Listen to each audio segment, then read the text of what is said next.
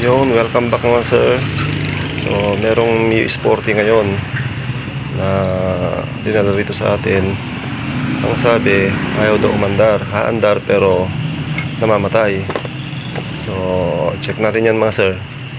Diagnose natin kung anong makikita nating sakit nito. Start natin yan mga sir para makita natin.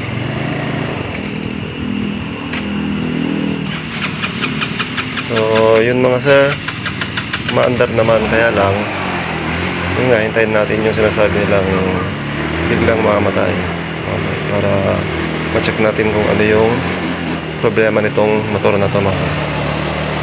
So yun, maganda naman ang kanyang andar, pero sa nakikita natin meron siyang konting yun, pag-usok. So yun nga mga sir, at yun nga, namamatay mga sir. So gawin natin dyan, baklasin natin para makita natin kung ano yung talagang sira nito mga sir. So yun na nga mga sir, nahiwalay na natin ang motor sa kanyang chassis at ipinababaklas na rin natin sa ating kasama. Ayan, yun, at syempre siya pa rin yan mga sir, Andrew man na yan mga sir. Legit na legit yan mga sir ha.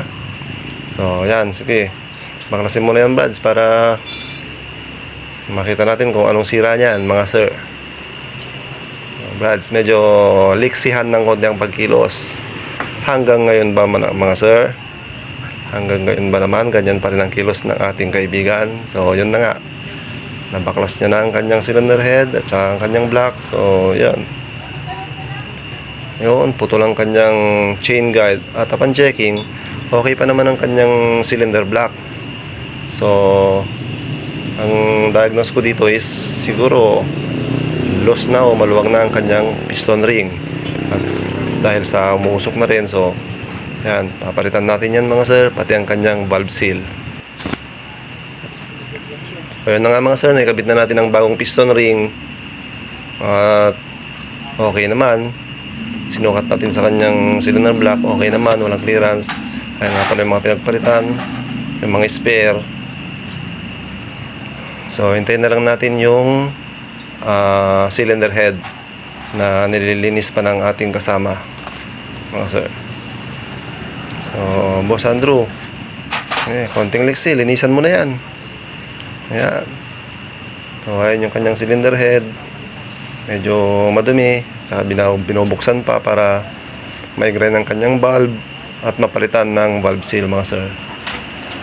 So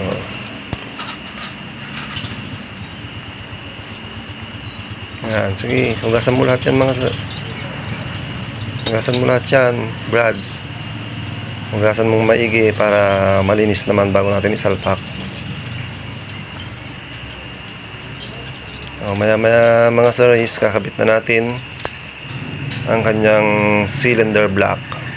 So ayan, nakasalpak na nga mga sir ang kanyang cylinder block. Antayin na lang talaga natin ang cylinder head na matapos linisan ng ating kaibigan mga sir. So yan Brads, linisan mo na yan. Yun, carburetor ang kanyang nililinisan mga sir. Imbis na unahin sana ang cylinder head para matapos na, carburetor talaga ang inuna.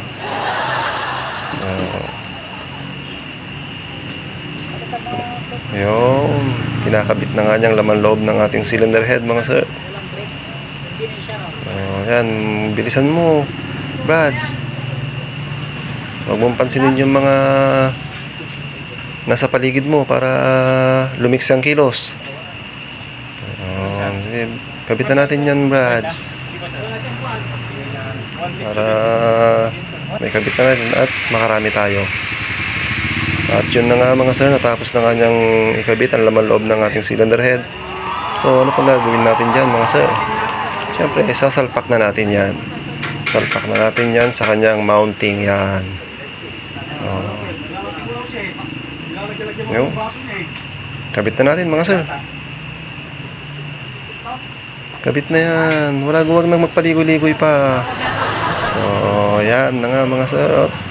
Hinihigpitan na ng ating kasama. Higpitan nating mabuti yan para walang leak, diba? para hindi naman mag-leak ang kanyang oil.